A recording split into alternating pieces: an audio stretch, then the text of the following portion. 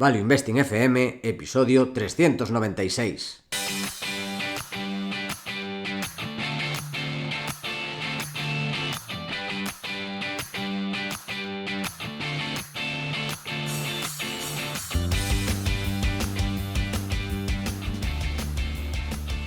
Hola, soy Paco Lodeiro. Bienvenido a Value Investing FM, el podcast semanal en el que te ayudaremos a sacarle partido a ese dinero que tanto cuesta ganar y ahorrar. ¿Cómo? A través del método de inversión más seguro, sensato y rentable, el Value Investing. Te recuerdo que si quieres sacar partido a tus ahorros y no sabes cómo empezar, tienes a tu disposición mi curso gratuito de Introducción a la Inversión en Bolsa en academiadeinversión.com. Y yo soy Adrián Godás, colaborador de Academia de Inversión y Battery Metals Consultant en Fast Markets. Bienvenidos a un nuevo podcast.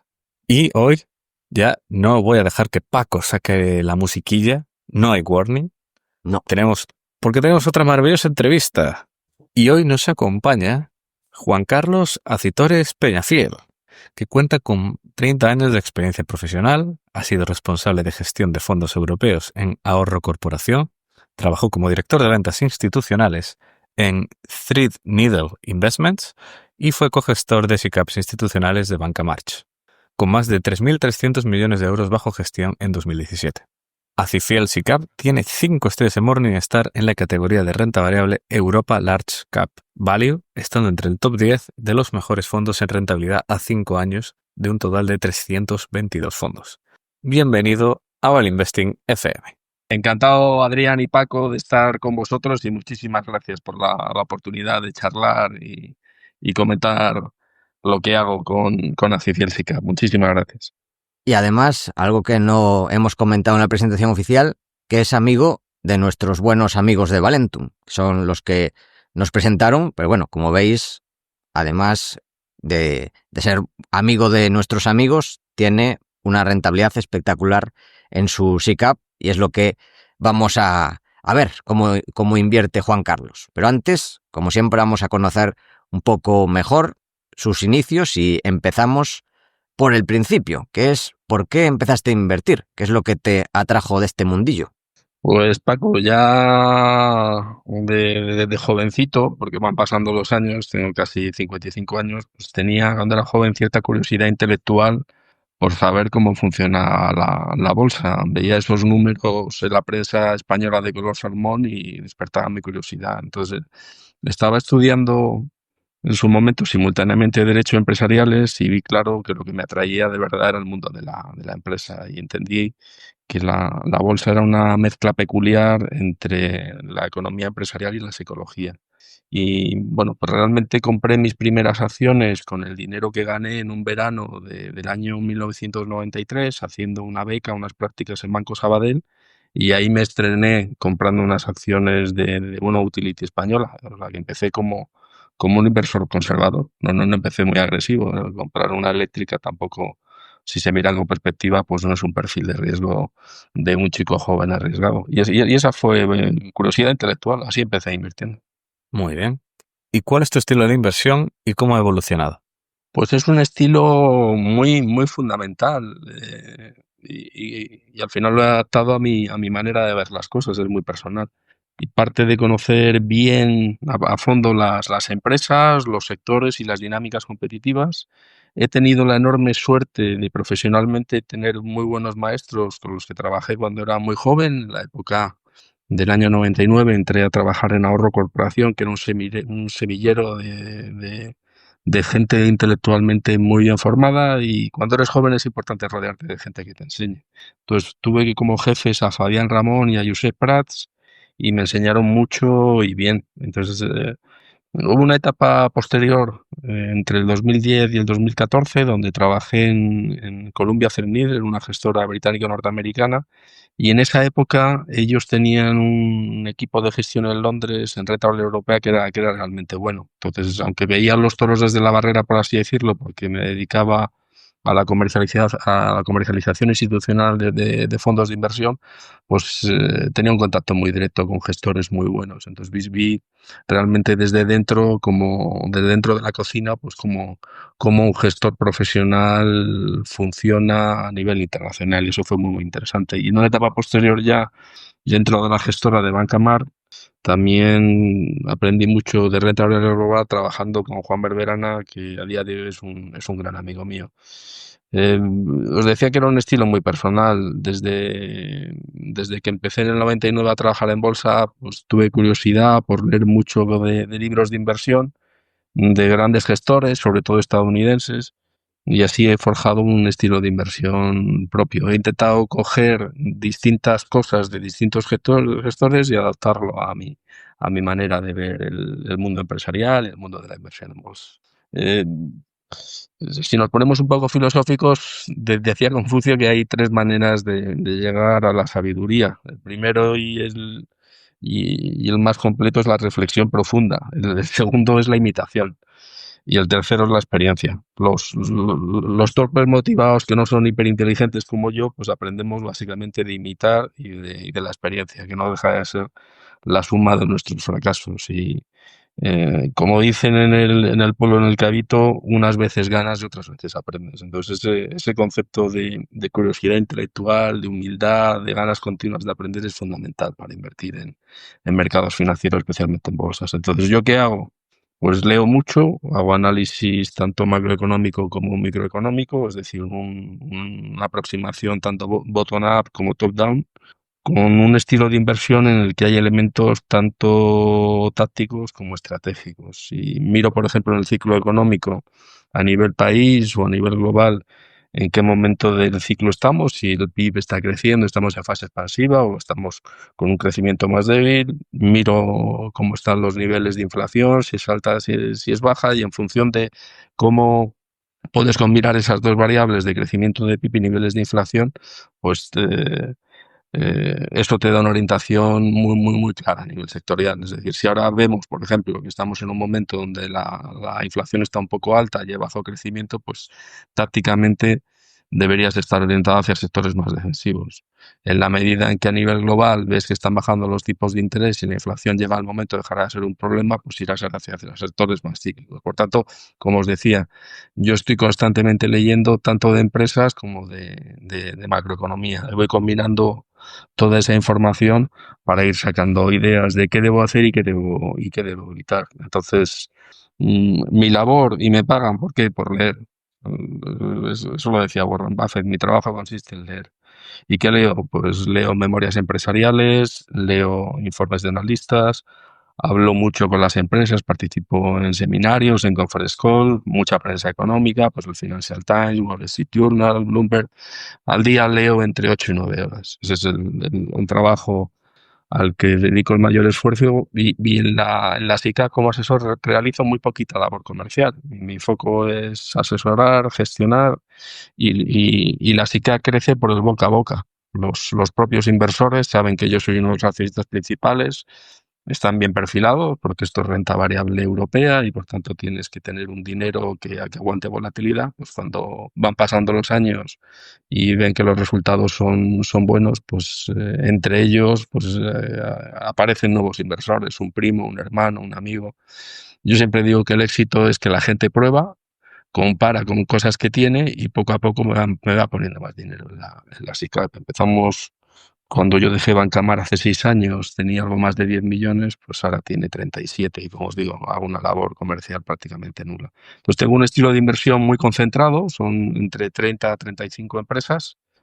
Creo que la diversificación excesiva acaba siendo una protección contra la ignorancia del inversor. Cuando veo fondos que tienen 150 empresas, pues la verdad es que es difícil saber lo que uno tiene cuando tiene 150 posiciones. Me parece que se está apostando más a no perder, a no equivocarse, más que estar invirtiendo para acertar y ganar dinero.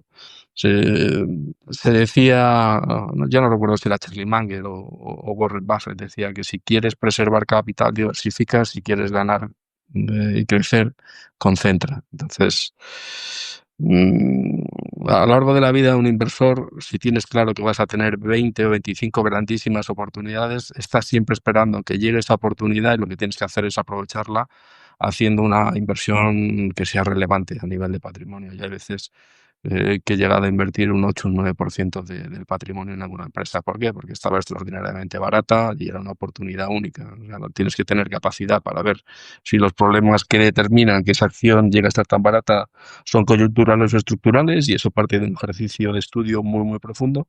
Y una vez que identificas que es una oportunidad de compra, las grandes oportunidades hay que aprovecharlas. Entonces, eh, como digo, es un fondo muy concentrado y lo concentro más cuando veo que hay, pues como nos pasó en el año 2020 con el COVID, ahí había oportunidades que eran tremendamente interesantes. Hemos visto bancos que han multiplicado por 6 veces respecto a lo que estaban hace 5 años. Entonces, para mí, en el asesoramiento, en la gestión que hago en Ciencia SICAP, es fundamental la gestión del riesgo. ¿Qué es riesgo? Riesgo es la pérdida permanente de capital. De un modo muy gráfico, te dicen que si vas a probar la profundidad de un charco, lo hagas con un solo pie, no utilices los dos. Entonces, esa prudencia en la gestión del riesgo me lleva tendencialmente a invertir en empresas grandes que tienen modelos de negocio muy contrastados y probados. Tengo una presencia, y lo habéis comentado antes en la introducción, pues masiva en grandes empresas de gran capitalización, básicamente Eurostoxx 50 y Stoxx 50. La excepción es, en alguna ocasión, alguna compañía que capitaliza menos de 10.000 millones de euros, pero por esa gestión del riesgo y por esa prudencia suelo invertir en empresas grandes. Decía Josep Prats hace muchos años que tienes que estar en empresas en las que si el presidente se dobla el sueldo, tú no te enteras por la cuenta de resultados. Entonces me pierdo toda esa parte interesante de las micro, small caps, pero tanto yo como el resto de accionistas dormimos muy tranquilos porque tenemos un riesgo muy, muy medido. Entonces, mi objetivo siempre es pagar precios razonables por buenas empresas. Evito situaciones de riesgo financiero en forma de elevado endeudamiento. El elevado endeudamiento lo que puede llevar en el peor caso es que se produzca una dilutiva ampliación de capital, y ese es un riesgo tremendo. Y alguna vez he oído que, y me parece que es un poco exagerado, pero tampoco es muy desacertado, que lo único cierto económicamente en la contabilidad de una empresa es la deuda, el resto son hipótesis. Bueno, es un poco exagerado, pero procuro estar en empresas que tienen un balance saneado, porque eso les permite tener margen de acción y de gestionar debidamente el capital. Estructuralmente suelo tener un peso relativo bastante bajo en tecnología, tengo algo, pero suelo tener un peso menor que el índice, porque me asusta pagar en general múltiplos altos por grandes expectativas futuras de crecimiento, lo que me lleva a tendencialmente a aparecer categorizado, como habéis comentado, como value. Aunque no me autolimito, es decir, invierto en empresas que son de crecimiento, con factores quality, como puede ser, por ejemplo, el consumo discrecional, con subsectores como el lujo, como el material deportivo o el sector farmacéutico, que no son puramente value. Entonces, junto a esa prudencia, en lo que insisto mucho es la liquidez. La liquidez, por definición, es la capacidad de transformar un activo en dinero sin afectar al precio. Y en general la gente no se suele acordar de la liquidez salvo en momentos muy puntuales. Eh, yo podría vender la cartera de inversión completa de Acicil en un día y no notaría el valor liquidativo, porque estoy en acciones que son megacaps. Entonces eso me da una grandísima tranquilidad. Y pues bueno, yo os diría que no ha pasado tanto tiempo, pues si recordáis lo que ocurrió entre octubre del 2008 y marzo del 2009, todo aquel que tenía posiciones poco líquidas, pues sufrió muchísimo. ¿Por qué? Porque cuando el mercado se entra en una dinámica muy complicada y todo el mundo quiere vender y no hay compradores, pues si tienes una small cap, si tienes que vender en bloque, pues tienes un problema muy gordo. Cuando tienes empresas muy grandes, pues aunque haya tensión de mercado, si tienes que desinvertir, pues el descuento siempre es razonable. Entonces, insisto, a mí me preocupa mucho la gestión del riesgo y la gestión de la liquidez en cuanto a ese perfil de compañías grandes. Y voy a hacer un poquito de pedagogía financiera, porque veo que hay cierta alegría en los mercados y como os decía, cuando a mí me atrajo esto de la bolsa es por esa Lo importante que es la psicología, la psicología combinada con el conocimiento. Y en eso Warren Buffett, por ejemplo, que estos días está de actualidad porque ha dicho que ya es muy mayor y que no va a escribir sus cartas anuales, pues siempre ha insistido, perdón, que hay que tener cuidado con la terminología financiera porque hay mucha cosmética milagrosa. Es como no, gráficamente y con cierto sentido de humor, pues hablar de una persona que es poco agraciada físicamente, pero va muy maquillada. Entonces, el mundo financiero son especialistas en terminologías maravillosas que esconden realidades subyacentes que no son tan maravillosas. Hace muchos años, en los años 90, hace pues, 40 años, se hablaba de bonos basura. Ahora son bonos de alto rendimiento con baja calidad crediticia. Suena muy bien. Lo ilíquido ahora se llama alternativo, es decir, se utilizan nombres sugerentes porque no tienes un fondo normal, tienes que decir que tienes un Enhanced Quality Fund. Lo que de toda la vida está llamado un fondo de renta fija conservadora, de duración reducida, baja duración, ahora es un Macro Quality Hedge Fund. Eh, Creo que hay que desde los medios hay que aconsejar que la gente sea prudente, que tenga cuidado con caer en manos de los vendedores de ilusiones y de humo. La guinda del pastel es que si al desconocimiento le agregas apalancamiento financiero, esto suele ser la crónica de un desastre financiero anunciado. Entonces, esa frase que hemos oído, que suena graciosa, pero es una realidad muy triste, es que un tonto y su dinero no suelen estar mucho tiempo juntos. Si no sabes gestionar tus inversiones, si no tienes el suficiente conocimiento, lo que tienes que hacer es estar en manos de un asesor que sepa bien lo que hace y que sea honrado. Y yo os diría que tengáis suerte a la hora de encontrarlo, porque hay mucha gente que parece que sabe, pero realmente no sabe. Esto es una lucha constante contra la ignorancia y la inversión cada vez es más global, cada vez es más complicada, cada vez hay más información y lo que hay que tener es capacidad de discernir lo que es relevante y sustancial de lo que es irrelevante. Y ahora mismo tenemos un grandísimo exceso de información. Con las nuevas tecnologías, estamos inundados de información. Lo que hay que saber es que los milagros financieros no existen y como nos recordó en una ocasión Warren Buffett, aquí nos rige los principios bíblicos de aquello de Padre, perdónalos porque no sabes lo que hacen. Aquí si no sabes lo que haces en el mundo financiero lo pagas muy caro, en forma de pérdidas sustanciales de dinero. Entonces, volviendo a Cifiel, eh, como os he dicho, asesoro y gestiono una SICAV que tiene 5 estrellas de Morningstar. Estoy en un proyecto en el que en breve pues habrá noticias positivas porque, por así decirlo, voy a doblar plantilla, que quiere decir que no voy a estar solo, voy a estar con un gran amigo que tiene una gran experiencia y el proyecto va a ser un poquito más completo porque yo creo que el mundo de la gestión pues no se basa en una sola persona, sino que lo correcto es al menos dos para tener esa discusión, ese enfoque dialéctico donde discutes las tesis de inversión y aunque uno esté más o menos preparado, pues siempre alguien que sea inteligente te complementa, te hace ver ángulos y cosas que no ves. Entonces va a haber novedades interesantes en el sentido que un buen amigo y un gran profesional en breve va a venir a trabajar conmigo. Y os diría que uno de los proyectos que me hace ilusión a futuro es lanzar un fondo de inversión libre, un fondo incluso más concentrado.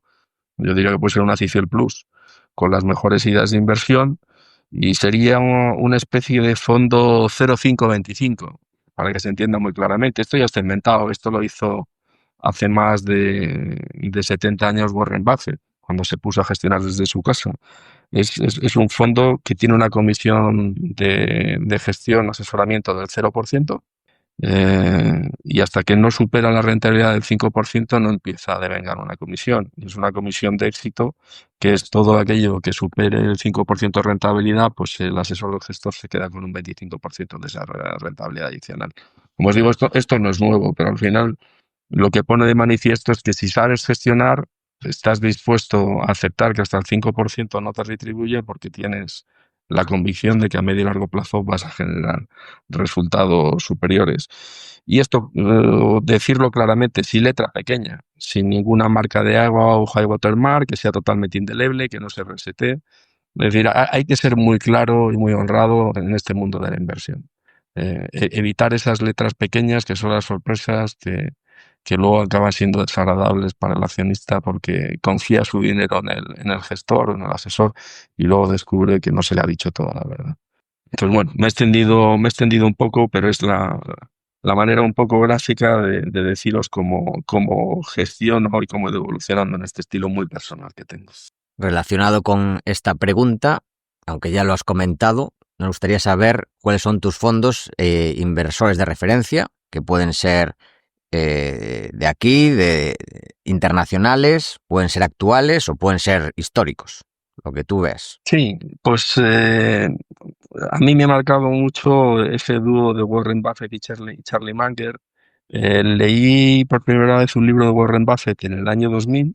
Era un libro de Robert Hastron que se había escrito en el año 96. Leí la versión en castellano y la verdad que fue un impacto brutal, en el sentido de que descubrí un mundo nuevo de alguien que con mucho sentido común, con mucha sabiduría, pues te decía con mucha generosidad cuáles eran los principios para ser un buen inversor. Yo, si tuviera que resumir, creo que hay dos momentos que definen mi carrera inversora. Cuando en el año 99 conozco a mi buen amigo Josep Prats, que había de gestión en Avante Asesores, y como os he dicho, cuando en el año 2000 leo el primer libro sobre Warren Buffett. Sobre Buffett y Charlie Munger, aparte de leer todos los años la carta anual que prepara para los accionistas de Berkshire Hathaway, he leído más de 25 libros y la verdad es que para mí es una especie de Biblia del inversor, con esa definición que hacen de conceptos clave, como pueden ser margen de seguridad, círculo de competencia,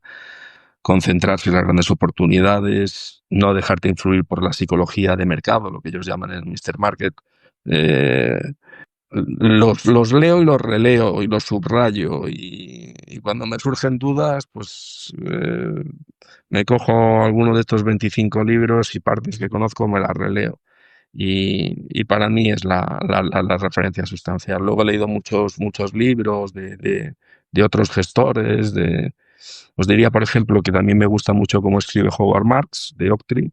Y las reflexiones que la gente inteligente consigue en general explicar de manera sencilla las cosas complejas, que es justo lo contrario de lo que hace un intelectual, que lo que hace es convertir en complejo las cosas sencillas. Entonces, Howard Marks es también una persona muy didáctica que te ayuda a comprender pues, los excesos que hay en algunos segmentos de mercado y las oportunidades que surgen. Entonces, leo mucho de información financiera y de vez en cuando releo para mí, de Munger y Buffett, que por así decirlo son los grandes clásicos de la inversión. Sobre los nuevos, pues sí, sé que hay algunos hedge funds que son interesantes, pero realmente cuando he leído algo tampoco me han dado pistas nuevas que no estén en estos tres inversores que os he comentado. Fantástico. Nada, unos míticos. Sobre todo, muy sonado lo de Buffett, ciertamente, ahora que ya publicó su última carta, si no me equivoco. Sí. ¿Y cuál dirías que es la lección más importante que has aprendido durante tu historia como inversor?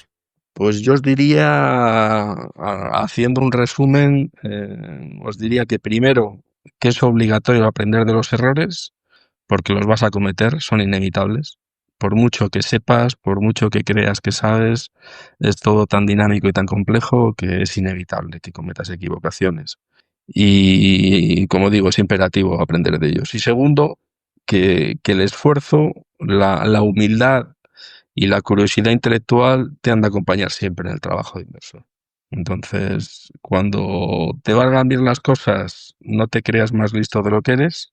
Cuando te vayan mal, confía en tu método, ten paciencia, sé persistente y en el punto medio suele estar la virtud. A mí me encanta, es vocacionalmente el trabajo que después de 30 años he ido moldeando a mi manera de ser, pero tengo la suerte de trabajar en lo que realmente me gusta. No he encontrado un trabajo mejor.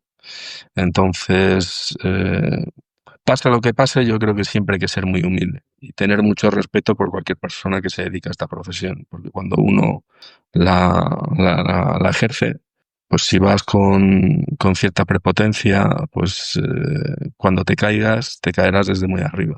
Entonces yo creo que es muy importante ser humilde y tener esas ganas de aprender como si fuese el primer día. Pues después de este repaso, de conocerte, vamos a las tesis de inversión, que vamos a ir por sectores de Europa y empezamos por lo que comentaste, que un sector que no es típicamente tan value, que es el sector farma. Y aquí en Europa, que tienes en cartera Sanofi, Novartis y Roche, ¿no? Y Paco, sí, efectivamente, una novedad, también tengo Novo Nordisk desde hace no mucho tiempo. Que ha caído bastante, es cierto. Por eso, hay que comprar cosas buenas cuando caen, entendiendo las razones por las que caen. Entonces, si quieres, empezamos por el final. ¿Por qué he comprado Novo Nordisk? Que además está muy comentada, es de las que más se comenta últimamente. Sí.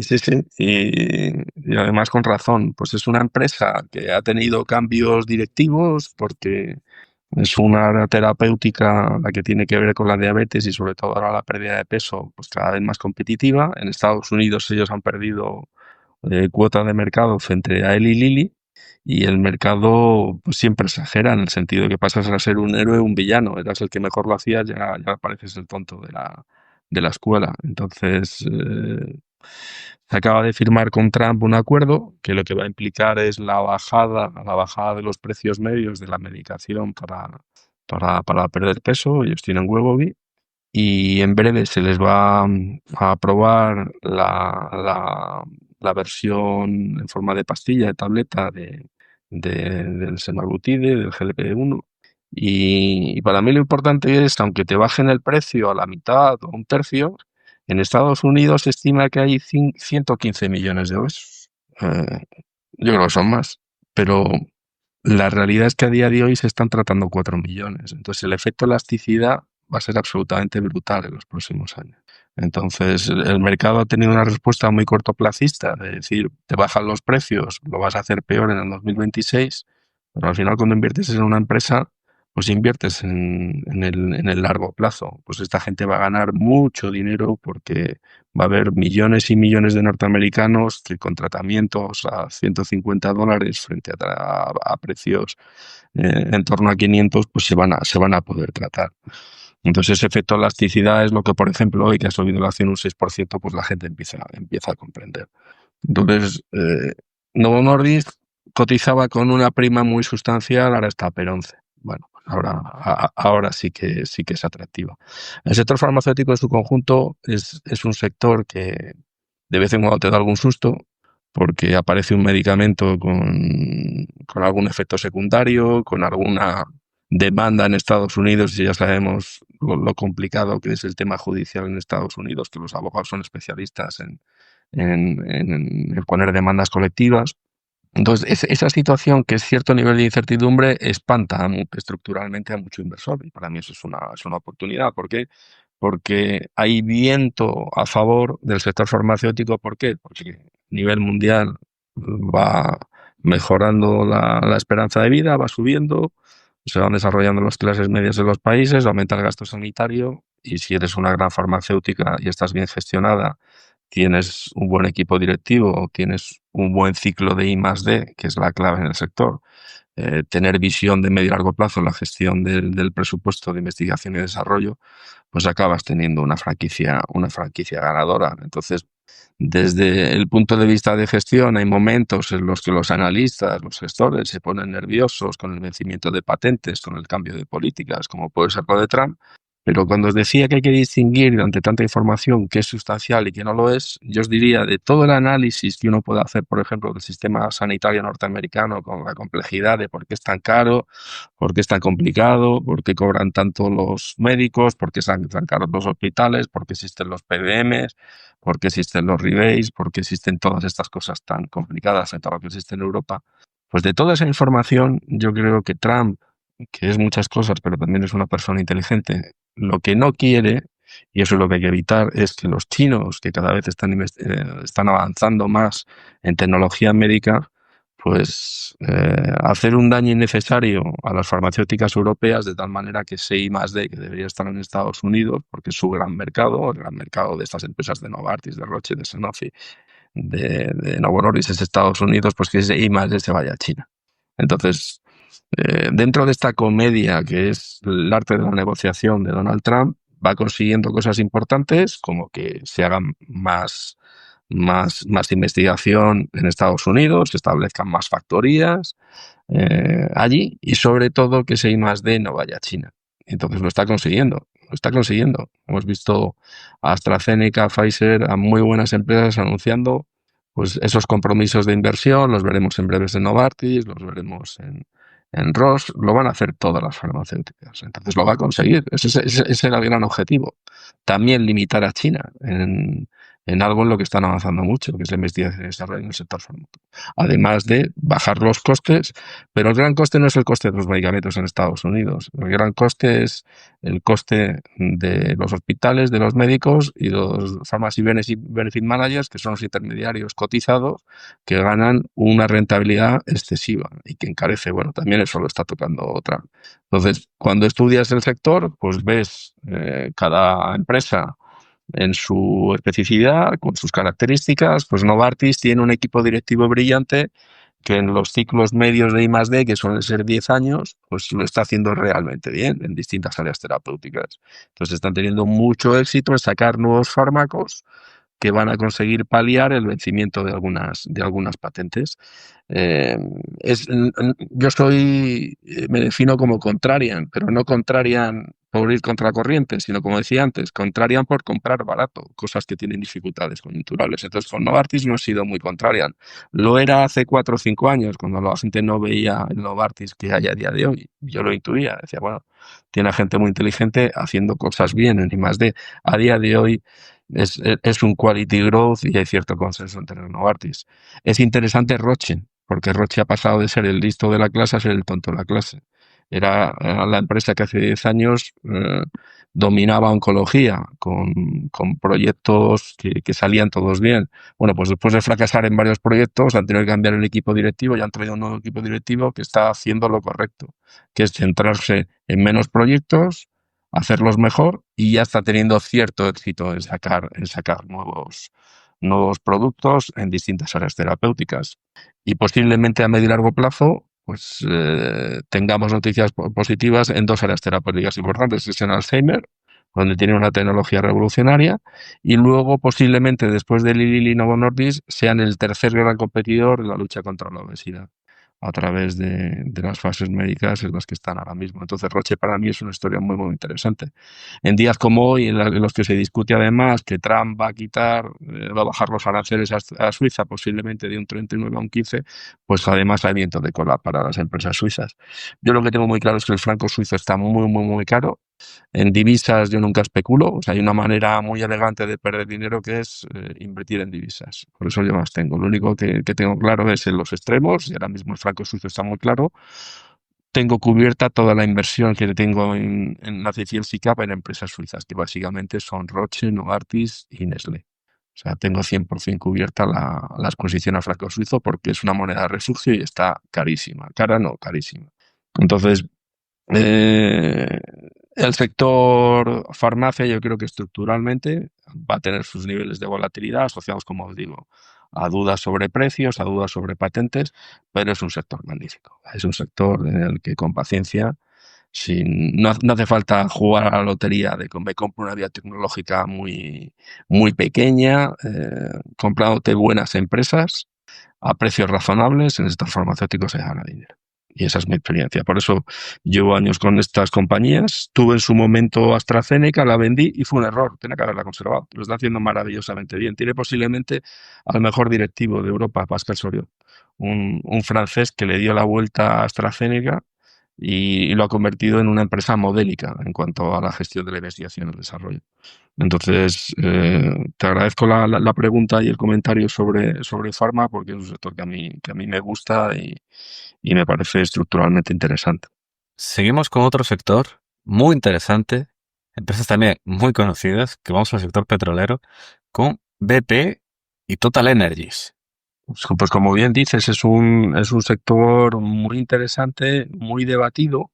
Durante años todas las políticas medioambientales, el ESG, pues hacía que hubiese un flujo negativo con mucho inversor que no podía estar presente, sobre todo institucional en este sector. Y yo creo que hay bastante valor. Hay un gran debate sobre cuál va a ser la la evolución futura de la demanda con una oferta relativamente grande y cómo va a estar el precio del petróleo. Yo de lo mucho que he leído es que posiblemente no estemos lejos ya del pico de la demanda, pero que tampoco a partir de ese pico que puede darse en los próximos 2, 3 años, no va a haber a partir de ahí una caída en vertical. Y si eso es así, pues viendo las políticas que tienen las grandes compañías, las grandes petroleras integradas, de pagar un alto dividendo y de comprar autocartera para amortizar, pues es como una autopista. En su momento tienes una fecha de vencimiento y de cierre de la autopista, pero es que en 10 años te han pagado íntegramente el capital que has invertido. Entonces tengo presencia, lo ajusto tácticamente. Ahora mismo las dos grandes petroleras son el British Petroleum y Total Energies, y tengo una posición pequeña en Eni, que curiosamente este año, por ejemplo, la que mejor lo ha hecho ha sido Eni, porque ha presentado unos números tremendamente sólidos. Y Eni además tiene un historial realmente brillante en cuanto a la capacidad que tienen de encontrar nuevos yacimientos de petróleo y de gas. Hablando con ellos, lo que te dicen es que tienen una tecnología propietaria que es realmente increíblemente buena y que saben explotarla. Entonces es muy interesante Eni. Y luego tiene una participación en un proyecto del que se hablará mucho en los próximos años, que es un consorcio en el que participan el Instituto de Tecnología de Massachusetts, participan Nvidia, empresas muy, muy interesantes para desarrollar una fuente alternativa de energía que la gente no sabe valorarlo. Pero es posible que valga más que la propia Eni si eso acaba teniendo los resultados industriales y es viable, lo veremos en los próximos 5 años. Entonces, en el caso de British Petroleum, yo diría que es una empresa muy ineficiente en costes.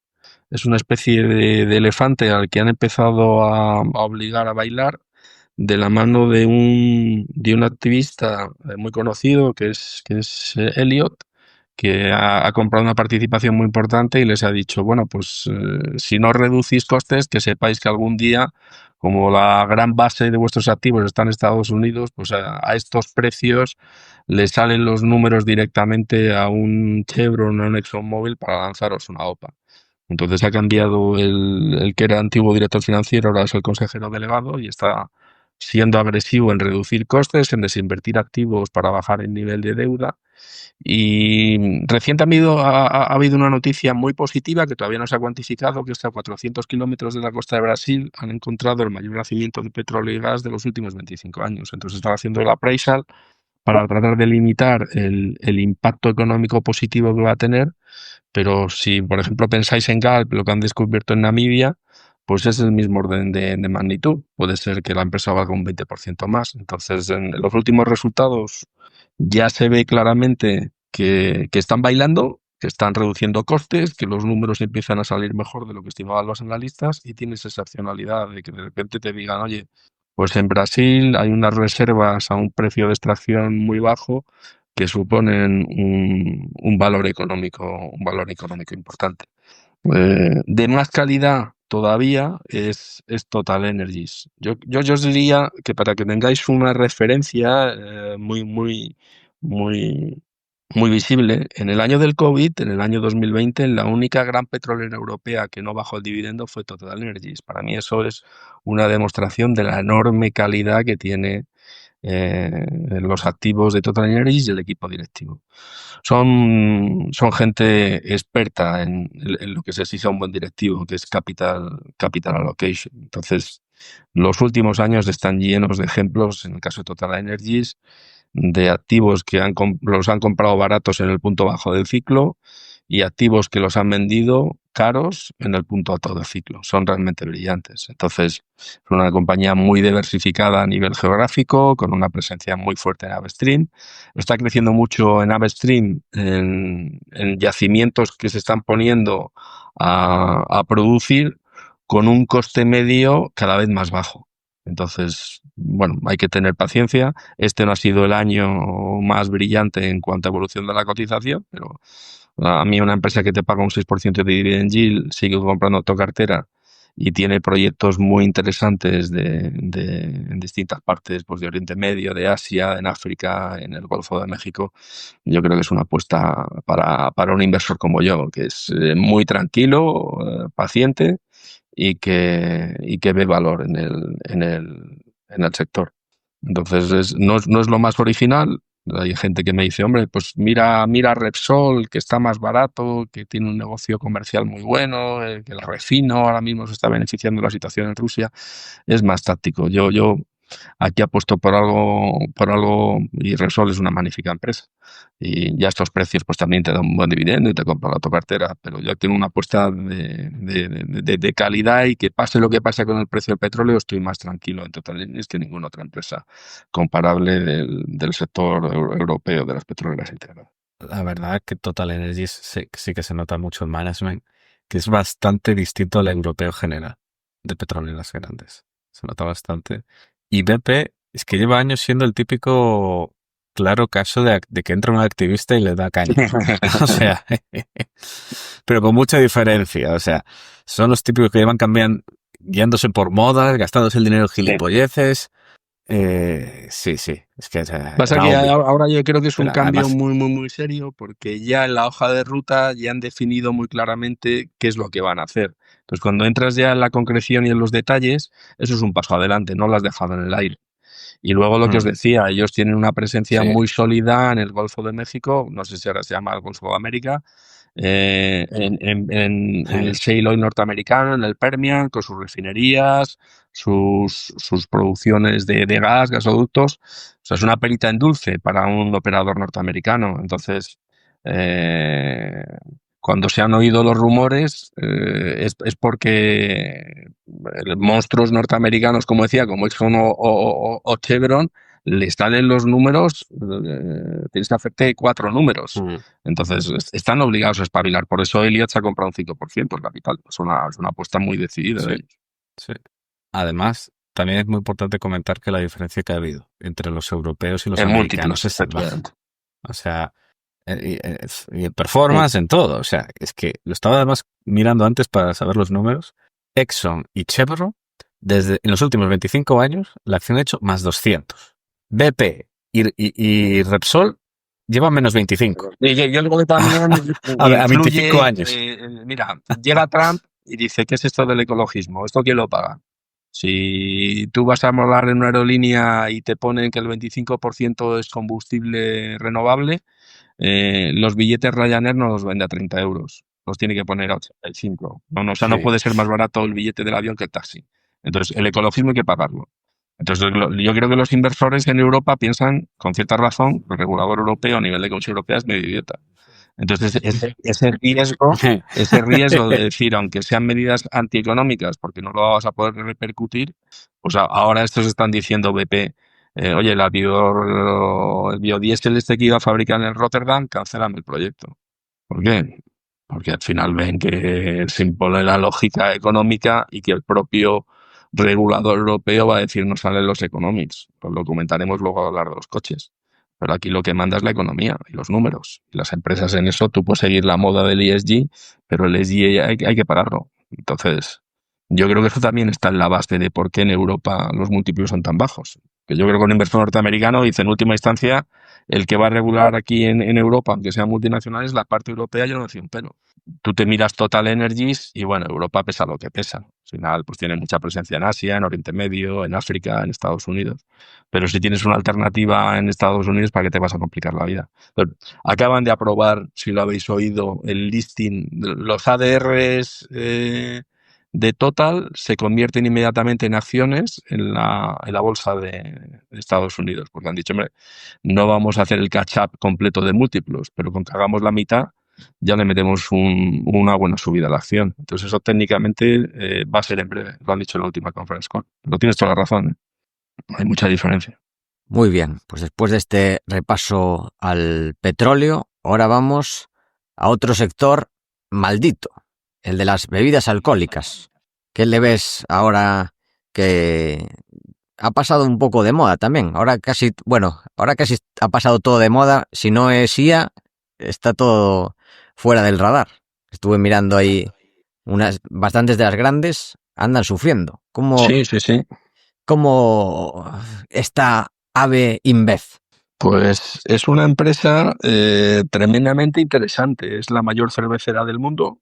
Tiene una presencia muy fuerte en países emergentes. Más del 70% de sus beneficios proceden de países emergentes. Los más importantes están en Latinoamérica, que allí hay verdaderos duopolios, que son situaciones perfectas desde el punto de vista competitivo. Estamos hablando de mercados como México, como Brasil, donde ellos tienen cuotas de mercado superiores al 60%. Son máquinas de generar dinero. Y también tienen presencia muy importante en emergentes en África, sobre todo tras la compra de Sam Miller, y en Asia. De los mercados más interesantes son, por supuesto, China, India y ya desarrollado Corea del Sur. Hay una discusión sobre si la caída de volúmenes que hemos visto en AB InBev, en Heineken, en Carlsberg, hablando de la cerveza, si es estructural o es coyuntural. Y la gente, yo he leído de todo, la gente te viene a decir que evidentemente el momento de ciclo económico donde la inflación está haciendo más daño a las clases bajas y a las clases medio bajas, pues les está quitando algo de consumo. Pero en cuanto eso se normalice, bajen tipos de interés y se mantenga la creación de empleo a nivel global, pues la gente seguirá tomándose su cerveza. El tema de la salud, bueno, pues tampoco. En el mundo de la cerveza yo os diría que tienes la alternativa positiva de pues, tomar cerveza sin alcohol. También es un tema muy, muy cultural. Pero estuve viendo detalladamente lo que decía BEINBEV en sus últimos resultados. Incluso en Estados Unidos está creciendo levemente el consumo en términos de hectolitros. Entonces yo creo que es más un tema que tiene que ver con el ciclo económico, y ahí, por ejemplo, en Estados Unidos todos los hispanos, pues con las redadas que hay para echarlos a los ilegales, pues ya la gente no está yendo ni al supermercado y por supuesto no está yendo a los bares. O sea que también hay factores que se salen del ciclo económico para explicar lo que pasa en sitios como Estados Unidos o lo que pasa en México. Pues ha habido una climatología anormal en Brasil y en México en los últimos 5 meses.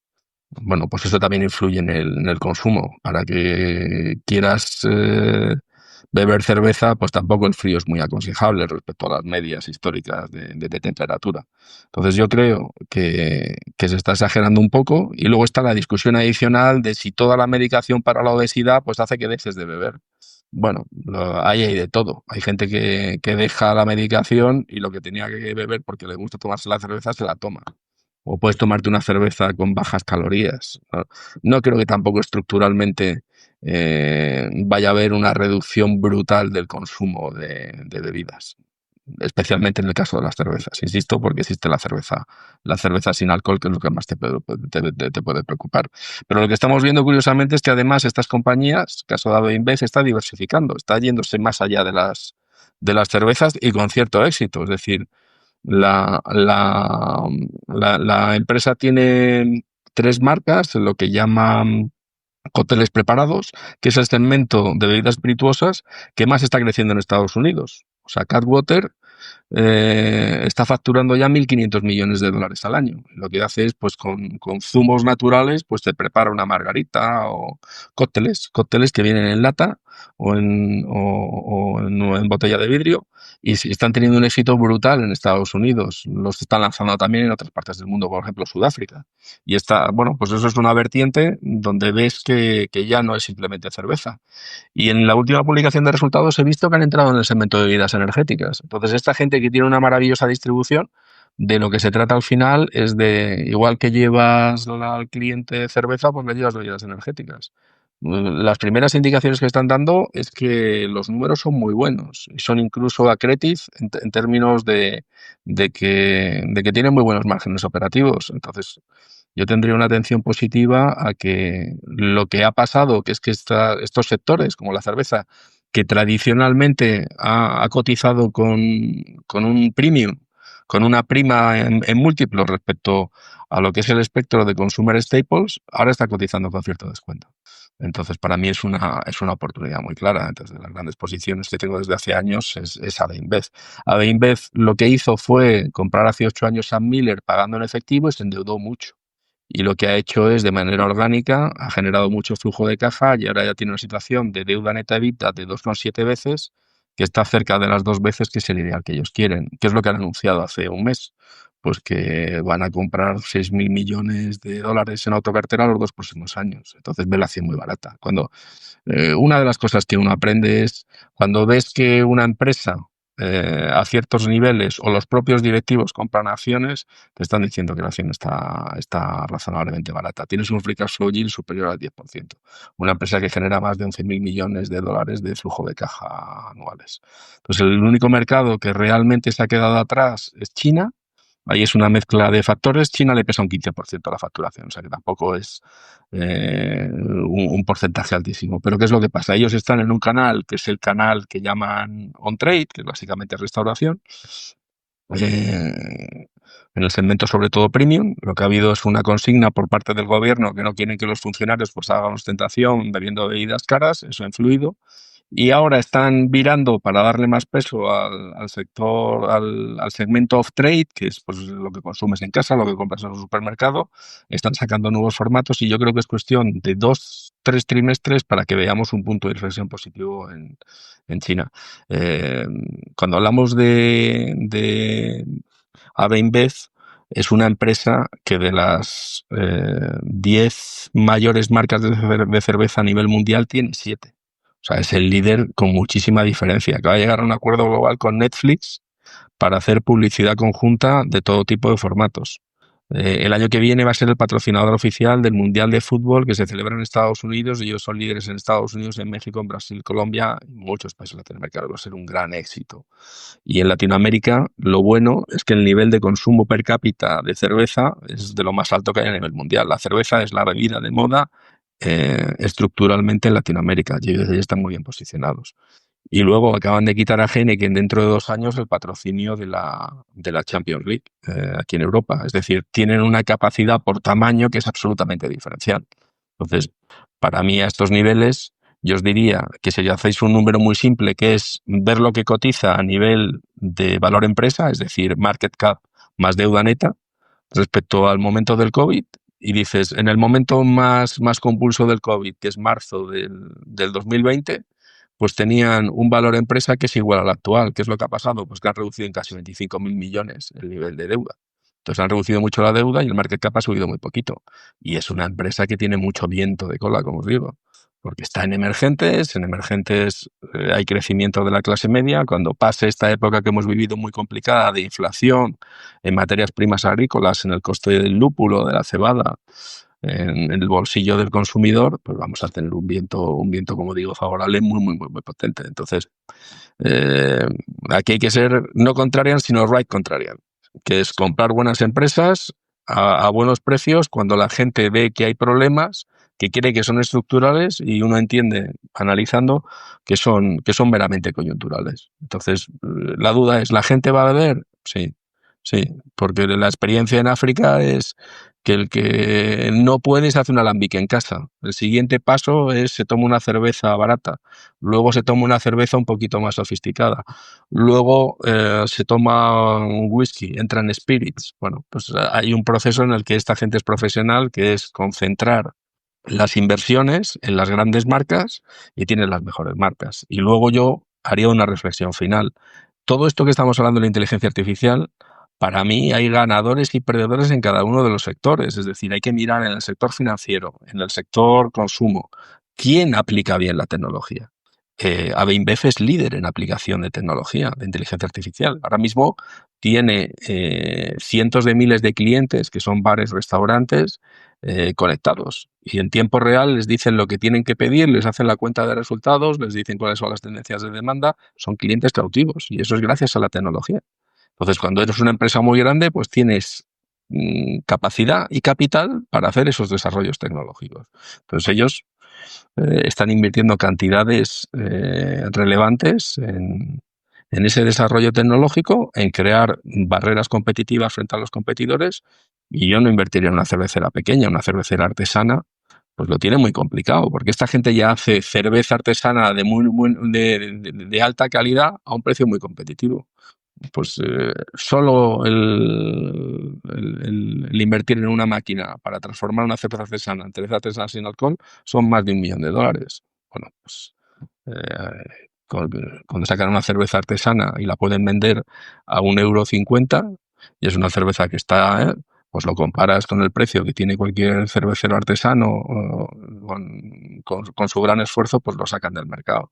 Entonces, insisto, cuando estudias los distintos factores, las distintas pegas, pues ves que tiene solución, que es una cuestión básicamente de tener paciencia, que muchas veces es lo más difícil. La gente lo que quiere es que las cosas salgan bien desde el primer momento. Y yo creo que después de 7, 8 años de haber digerido financieramente la compra de Sam Miller, ahora es cuando los números empiezan a ponerse en verde para que InBev empiece a brillar en bolsa. Pasamos así al siguiente sector. También empresas que nadie va a conocer de ropa deportiva, como Adidas y Puma. Nadie las lleva. Si queréis hablamos de... Yo ahora mismo considero que Adidas es muy, muy, muy interesante, porque desde que tuvo esos problemas en el año 2022, que es básicamente el equipo directivo tuvo una visión muy cortoplacista, vino curiosamente el consejero delegado de Puma y desde el 2023 la compañía ha ido de éxito en éxito. Ha sido pues gran calidad de ejecución con equipos locales a los cuales se les ha dado mucha capacidad de decisión, se han desarrollado muy bien los canales tanto directos de distribución física y digital como los canales mayoristas, muy buen producto en las distintas categorías de performance, es decir, fútbol, running, el lifestyle, la gama de Terras ha tenido un ciclo tremendamente positivo y yo creo que le van a dar continuidad. Entonces, la cotización ha sufrido recientemente. Estuve leyendo los informes de los analistas, la conference call, y han surgido las dudas sobre si en Estados Unidos no van a poder crecer. Y ellos hicieron una matización muy clara. Dijeron, estamos creciendo a 2 dígitos en todo el mundo y si quitamos la parte de accesorios, en el resto, que es apparel, es decir, vestimenta y en zapatillas, estamos creciendo también a 2 dígitos en Estados Unidos. Lo que tenemos que ver es el impacto que tienen los aranceles en China, en Vietnam, en Malasia, en precios y en el consumidor norteamericano, que en el segmento medio y bajo está un poco más tocado, pero es más preocupante en Under Armour o en Nike que en Adidas, porque en Adidas Estados Unidos pesa un 22% y es claro que pesa mucho más en Under Armour y en Nike. Entonces es un sector con crecimiento estructural, la vida saludable hace que, pues eso, que el deporte sea salud. Se ha incorporado la mujer también al mundo del deporte con un componente más de moda que implica más pricing power, pero es un sector muy competitivo. Habéis visto la emergencia de nuevos competidores en zapatillas On, Oka, lo están haciendo muy bien los japoneses, Asics, Mizuno. Bueno, es un sector muy, muy, muy competitivo, pero la segunda empresa mundial es Adidas y en estos 3 años lo está haciendo bastante mejor que Nike, aunque Nike, bueno, pues con el nuevo equipo directivo, pues empieza a mejorar y no deja de ser un gigante que había perdido un poco el rumbo y lo está recuperando. Entonces yo os diría que Adidas es una opción muy interesante porque acaba de presentar un margen bruto, un gross margin que ellos estaban proyectando conseguirlo en el 2027, pues ya lo han conseguido. Y desde el punto de vista financiero, en el próximo trimestre ya no van a dejar de tener deuda, van a tener caja neta. Entonces, te sale un free cash flow yield cercano al 9% con una empresa que tiene crecimiento. Es muy difícil comprar muy barato empresas de calidad. Cuando las ves baratas ya es suficiente para invertir. Entonces, bueno, yo la tengo muy estudiada, los he visto varias veces en Alemania, sigo las conference call. Yo creo que se puede estar tranquilo en Adidas porque es una empresa, como digo, de calidad a precio muy razonable. Puma es una historia distinta. Es una historia de reestructuración. Acaban de fichar a un directivo de Adidas para tratar de solucionar una situación complicada, que es que teniendo un buen producto no saben venderlo. Y es un problema de ejecución. O sea, tienen muy poco canal de distribución directa, mucha dependencia de mayoristas a bajo precio que desvirtúan la marca. Entonces, se han habituado a vender los productos con descuento y a eso no renuncia el consumidor. Entonces, ahora hay un proceso paulatino pues de intentar mejorar la percepción de marcas, salirse de canales que son poco rentables, intentar subir el precio medio y luego se han dado cuenta, ha tenido que venir una persona de fuera de Adidas para decirles, oye, que os sobran empleados, porque con el tamaño que tenéis una estructura que es gigantesca. Entonces aquí, pues 1.400 empleados que este año salen de Puma. Entonces, eso es un proceso que tarda tiempo. Yo creo que están orientando a que dentro de 14 meses, es decir, finales del 2026, habrá de nuevo crecimiento por encima del mercado en Puma, porque siempre ha tenido un producto de calidad. Y ahora, por ejemplo, lo veis con la tecnología Nitro, está sacando muy buenas zapatillas de running. Pero claro, si el lifestyle con el Speedcat, con Palermo, no lo venden bien, es una parte sustancial del negocio, pues están en esa fase de reestructuración. Entonces tiene más riesgo. Yo estoy más tranquilo con Adidas. Pues en tamaño es 3 veces el tamaño, no tiene, en cuanto a facturación, no tiene esos problemas de reestructuración. Pero bueno, uno si juega a más largo plazo, pues puede tener unas pocas Puma pensando en 5 años, en vez de en año y medio, como en el caso de Adidas, que ya sabes que estás comprando bien. Pero insisto, es un sector muy, muy, muy, muy interesante. Es un sector muy interesante y que creo que tiene crecimiento estructural.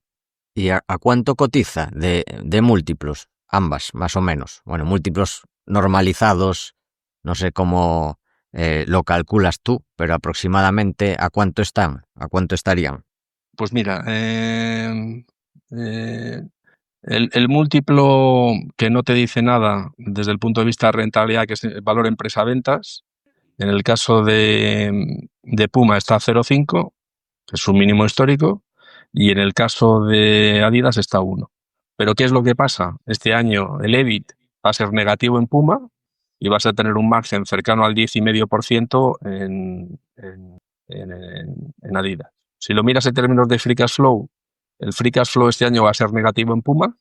Es un año en el que han tenido que recomprar colecciones completas porque no se vendían, de tal manera que la generación de flujo de caja es negativa y la gente de Adidas te va a generar un flujo de caja de en torno a 2.200 millones sobre un market cap que no llega, tengo que ver la cotización que ha hecho hoy, que no llega a 30.000. Entonces es algo cercano al 8, al 9% proyectado para el año que viene. Pero claro, estás hablando de una empresa que tiene medias, en el caso de Adidas, un 30% superiores de múltiplo, medidos en valor empresa EBITDA, valor empresa EBIT, en términos de PER, y que la gente, pues lo que está asumiendo es que el consumidor norteamericano va a estar muy tocado durante mucho tiempo. Yo tampoco lo veo. Es decir, los datos siguen siendo de creación de empleo. La economía norteamericana está estancada, pero no está en recesión. Y luego viene el viento de cola de que bajan los tipos. Entonces, la economía norteamericana lo tiene muy claro. Trump tiene que funcionar para ganar las midterm elections. Bueno, pues la duda que uno puede tener es si esa mini recesión en la que estamos cerca, si va a ser profunda. Yo tampoco creo que vaya a ser algo tremendamente intenso para que se caiga el consumo norteamericano y la gente no se compre unas zapatillas. Yo creo que hay más riesgo en las marcas de segundo nivel. Pues las zapatillas, pues a lo mejor no te compras unas Puma, pero sí te compras unas Adidas. Esto es como el proceso que existe, por ejemplo, en el lujo. Cuando llegan los momentos malos, la gente concentra el gasto en las mejores marcas. Lo mismo ocurre en la ropa deportiva. Pues, hombre, pues a lo mejor ya no me compro las New Balance, pero sí que me compro unas Adidas, unas Nike. Entonces, bueno, desde el punto de vista de múltiplos, Puma está en una situación especial porque está dando pérdidas, por tanto no puedes calcular un PER, no puedes calcular un free cash flow yield, porque son cifras negativas. En el caso de Puma es un descuento de 2 dígitos relevante respecto a la media de los últimos 5 años. ¿Y qué es lo que pasa? Pues yo os diría una cosa muy curiosa. Toda esta historia de la inteligencia artificial, de contratar a un físico y a un matemático que te haga un algoritmo, lleva porque yo he estado dentro de esa cocina y la he visto, lleva a situaciones que son maravillosas para el inversor paciente. Es decir, tú trabajas en una gran gestora internacional y te dicen a un inversor institucional, a una banca privada, yo tengo un sistema que lo que hace es que si me cae la cotización de una posición un 10 o un 15%, yo vendo y reúno al comité de inversiones y reexaminamos si volvemos a comprar la posición. ¿Qué es lo que pasa? Pues que hace 2 semanas la conference call de Adidas, de repente, habiendo sacado unos buenos números, subiendo el guidance, empieza a caer la cotización un 10%. Todos esos inversores sofisticados que tienen un sistema, un algoritmo que dice si esto cae un 10%, tengo que vender, pues venden y lo que hacen es acrecientan la caída. Bueno, pues una vez que se produce la caída, todo el mundo se hace la pregunta, ¿por qué ha caído esto? ¿Es un tema fundamental o es un tema fundamental unido a un tema de flujo? Pues yo digo, bueno, pues esta es la oportunidad que llevo 3 años esperando. Yo llevo 3 años fuera de Adidas. He vuelto a entrar porque luego he dicho, ¿y por qué ha caído esto? ¿Qué ha dicho este hombre? No oí la conference call en directo, luego vi la transcripción literal. Y dice, pero si solamente hay cosas buenas. Bueno, pues hay veces que el mercado tan sofisticado tienes que entender que pasan estas cosas. Pues eh, también diré de una manera muy clara, yo no le estoy diciendo a nadie que compre Adidas, porque a lo mejor yo he comprado Adidas, pasa algo y lo he vendido. Yo no doy recomendaciones. Yo lo que digo es lo que estoy asesorando en la SICA. Soy muy táctico y muy estratégico. Yo nunca aconsejo a la gente, lo que le digo a la gente es, mi dinero ¿dónde está? Invertido en Alcifier. ¿Por qué? Porque yo implemento las mejores ideas en cada momento. Pero también eso es importante decirlo, Paco y Adrián. Yo no recomiendo ningún valor. No le estoy diciendo a nadie compra Beinvest, compra Novartis, no. Lo que hago, y también hay veces que me equivoco, digo, oye, yo compré Bayer en su momento, las vendí todas, o British American Tobacco, fueron equivocaciones de inversión. Lo que no voy a hacer es decirle a la gente si estoy comprando ahora, si estoy reduciendo. Entonces, no aconsejo a la gente que me haga caso, en el sentido de yo veo algo barato, pero puede ser que luego lo mire y diga, ay, me he equivocado. Entonces, eso yo creo que es relevante. Lo que estamos hablando es cómo lo veo yo ahora, pero no quiere decir en ningún caso que sea algo parecido a una recomendación de inversión. Yo insisto en eso, hay que ser también prudente con lo que se oye. Yo le digo a la gente, si te interesa invertir como Juan Carlos Acitores, él todo su patrimonio financiero lo tiene metido en Aciciel. Eso es así. Muy bien, pues después de este repaso a la ropa deportiva, vamos a una empresa de gran consumo, Unilever, que a muchos les sonarán, pero lo que suena de verdad son muchas de sus marcas, que Sí. seguro que muchos oyentes las usarán, incluso varias de ellas, todos los días. Pues sí, la verdad que tienen marcas muy, muy conocidas de alimentación, la salsa Hellmann's, las sopas Knorr, los jabones Dove, es la mayor empresa mundial de helados, los Frigo. Entonces, ¿qué es lo que ha ocurrido? Pues un proceso en el que el nuevo equipo directivo se ha dado cuenta que hay cosas que mejorar, hay cosas que reestructurar. Y lo que están haciendo es bajar los costes ineficientes, dedicar ese dinero que se ahorran a reinvertirlo en hacer mejor investigación y desarrollo. Están concentrando la inversión en esas grandes marcas que comentas, Paco, que son cada vez más grandes y más potentes, y ya empieza a haber resultados visibles positivos. Entonces es una historia de reestructuración. No están inventando la rueda, están haciendo lo mismo que hizo Procter & Gamble con éxito hace aproximadamente 8 años. Entonces, ahora vamos a tener un evento interesante, que es que hacen un spin-off, una salida a bolsa, desinvirtiendo la mayor parte del capital de la unidad de helados. Es una unidad que tiene menores márgenes operativos que el resto de Unilever, con lo cual Unilever ex helados, por así decirlo, va a brillar, porque va a tener márgenes operativos mayores, y cuando salga la gente, pues una suma de partes muy sencilla va a decir, oye, si esto de los helados, que es un negocio muy digno, que está bien gestionado, que está creciendo, vale tanto en bolsa, veo cuánto cotiza Unilever sin los helados y se verá que está cotizando múltiplos interesantes. Y luego a mí lo que me gusta de Unilever es que tiene una presencia muy fuerte en países emergentes, 60% de su facturación es en emergentes, estamos hablando de China, de Brasil, de India, de Indonesia, donde el crecimiento estructuralmente sigue siendo muy bueno. Entonces, esta gente era una empresa a la que se le criticaba mucho, que perdía consistentemente cuota de mercado en los distintos segmentos. Ahora está estabilizando esas cuotas del mercado y marginalmente empieza a crecer, empieza a quitarle cuota de mercado a competidores.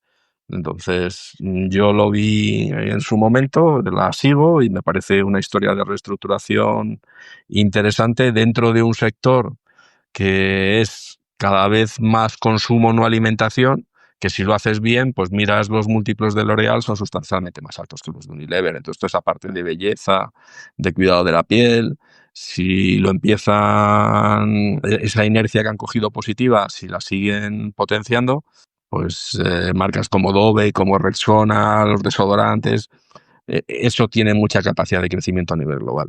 O sea, nosotros porque lo miramos con la óptica europea o de Estados Unidos, pero mercados como India, mercados como Indonesia, como China, pues son mercados en los que el crecimiento es tremendo, no solamente en las grandes ciudades, en las ciudades Tier 2, Tier 3.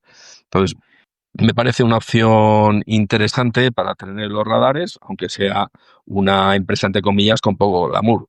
Y luego, como decía antes, importante la tecnología, también están haciendo cosas muy interesantes de aplicación de inteligencia artificial para automatizar procesos, reducir costes y desde el punto de vista de ingresos, mejorar la productividad comercial. Entonces también es otra empresa grande que la tecnología es un punto crítico. ¿Y esta en múltiplos cómo está cotizando aproximadamente?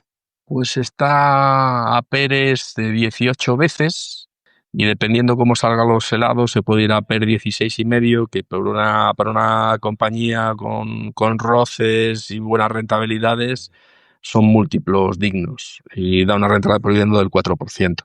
Entonces, bueno, pues esas historias que te pueden dar un 10% anualizado entre crecimiento de beneficios, remuneración al accionista, corriendo un riesgo industrial y como accionista muy limitado. O sea, la variabilidad de resultados de Unilever es limitada. O sea, no es una utility, pero desde luego no es una empresa tecnológica, no es una empresa cíclica, no es una empresa ni petrolera ni autos en cuanto a variabilidad de resultados. Es un pseudobono de consumo. Y es una empresa, como os digo, que está mejorando mucho en calidad de gestión. Pues vamos así ya al último, que son autos.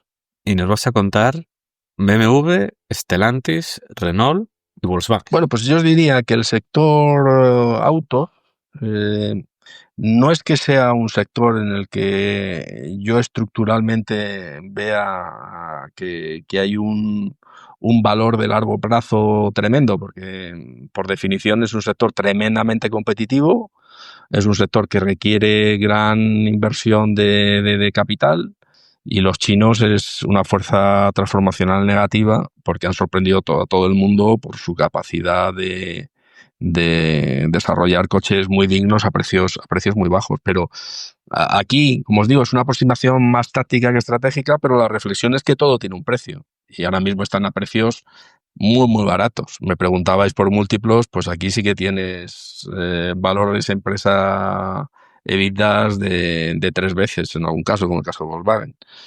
Pero yo tampoco sería muy ambicioso, tendría una visión más táctica a la hora de aproximarme a las automovilísticas. Entonces, Stellantis es interesante porque tiene una presencia destacada en Estados Unidos, donde pues compiten todas las grandes empresas europeas, japonesas, surcoreanas, pero se les ha vetado a los chinos y eso es muy importante. Entonces, allí las grandes empresas automovilísticas pues Stellantis es una de ellas junto con General Motors y Ford. Pero también Toyota, también BMW, pues tienen una presencia relevante y como digo, pues también los japoneses, aparte de Toyota, pues Honda, son empresas que tienen una presencia. Pero Estados Unidos, todos los números apuntan a que si una reactivación del consumo con la bajada de tipos de interés, pues podemos tener el año que viene unas ventas anuales de más de 16 millones de vehículos y eso en Stellantis no está cotizado. Stellantis estuvo al borde del colapso porque estuvo muy mal gestionada por Carlos Tavares, el anterior consejero delegado, que es algo tan sencillo como que no le puedes imponer tú al cliente lo que tiene que comprar. Y es básicamente, te quitamos en Estados Unidos los coches de combustión y me tienes que comprar un coche eléctrico. Bueno, pues en Estados Unidos la gente que quiere tener un coche eléctrico es minoría. Quiere tener un coche de combustión que consuma mucho. Pues ese es el norteamericano. Entonces ahora el regulador, que es Trump, ha dicho que todo esto del coche eléctrico, despacito, que no vamos a cambiar, porque no nos interesa. Entonces Stellantis está bien posicionado en eso. Y lo que suele ocurrir por experiencia en sectores muy competitivos, como es el sector europeo, es que a medio plazo, pues pasados 5 o 6 años, si no mejora el nivel de competencia, pues se produce un proceso de consolidación.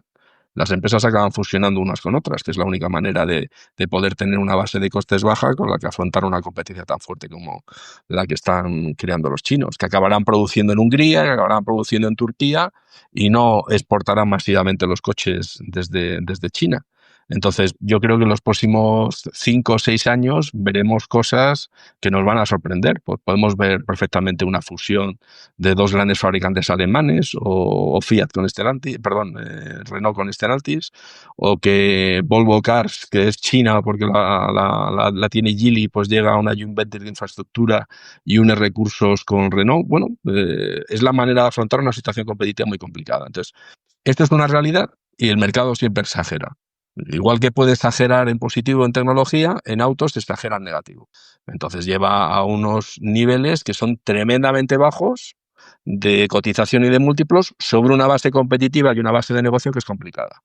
Entonces aquí es, como os digo, una visión más táctica de, bueno, puedes tener, decir, quiero tener una mayor tranquilidad, me voy al premium. Pues ahí tienes que estudiar BMW, ver Mercedes, ver los problemas que tienen en China, están sufriendo en China, les están quitando cuota de mercado, y tienes que decidir si te interesa más una u otra en función de, pues, la exposición a los aranceles en Estados Unidos. Pues yo diría, de los fabricantes alemanes, el que mejor exposición tiene a Estados Unidos claramente es BMW, porque tiene en Carolina del Sur una fábrica enorme donde produce una buena parte de lo que comercializa en Estados Unidos.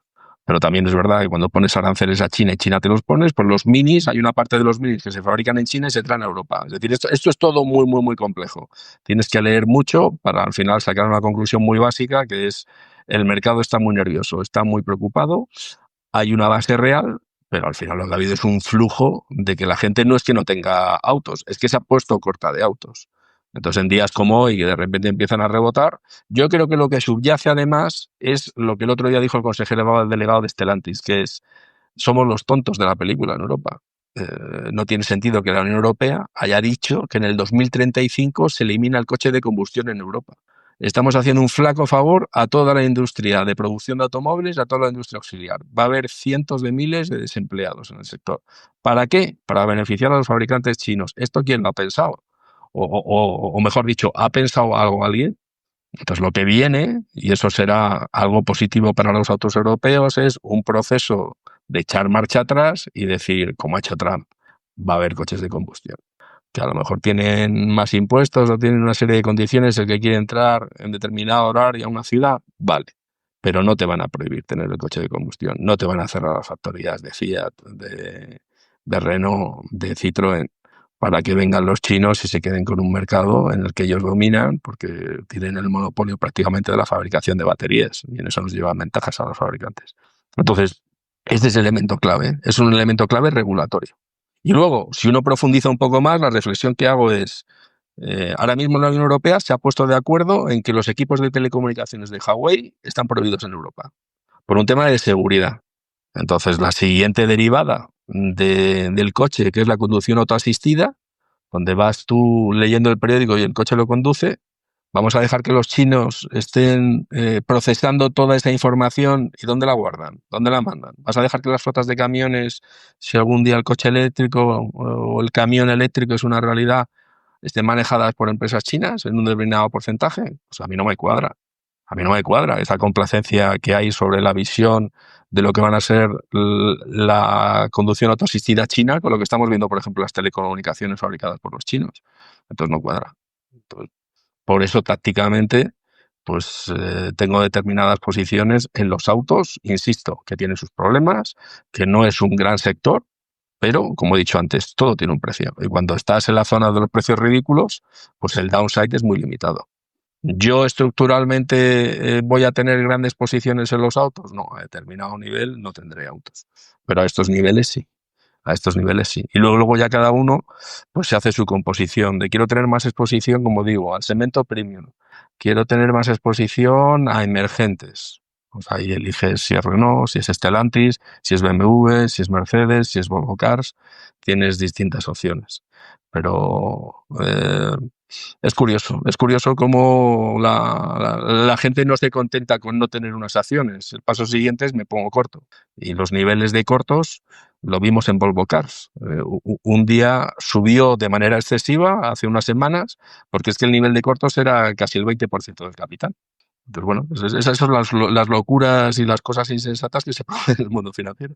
Entonces, esa es un poco la visión del sector autos. No es un sector brillante, pero es un sector que está ridículamente barato. ¿Y cuál consideras que está más barato y cuál consideras que es de más calidad? Voy a hacerte las dos preguntas, porque claro, aquí hay que tener en cuenta que hay varias que hemos comentado: BMW, Stellantis, Renault, Volkswagen. ¿Cuál Mira, crees que está más a precio de derribo y cuál crees que la más más... barata para mí es Volkswagen. Porque haces una suma de partes y tienes que meterle un 60% de descuento para que te salgan los 90 y tantos euros que cotiza a día de hoy. ¿Por qué?